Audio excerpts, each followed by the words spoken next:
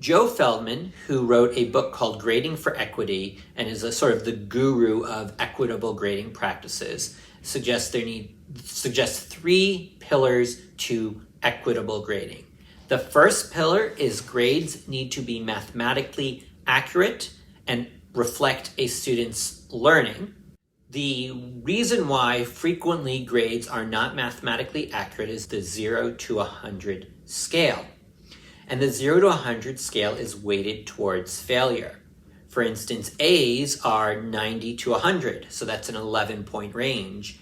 B's, C's, D's are 10-point ranges, whereas F's are a 60-point range. You can use a 0 to 4 GPA-like scale because the difference between an A and a B and a B and a C and a C and a D and a D and an F are all 1 point. So that makes it interval, that makes it mathematically accurate. Another option is something known as minimum grading, where if someone scores below a 50% or even doesn't do an assignment, you bring that grade up to a 50% so that F also has a 10-point range. So think about you have 5 assignments in your class, all worth 20%. And a student does 4 of them, and on 4 of them they get an 85%. Well, then the other one they don't do.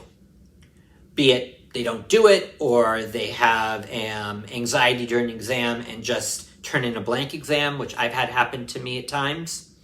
So if you were to take those 4 85s and a 0, that averages to a 68%. That's a D, and for many departments you need a C to pass. But that student got B's on 4 assignments. They probably do have a good knowledge of some of the material.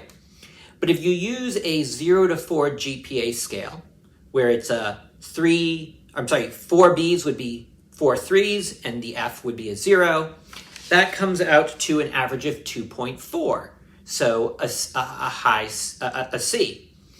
Likewise, if you use the minimum grading, where the F is a 50 rather than a 0, that averages out to a 78, also a C, more reflective of a student's knowledge.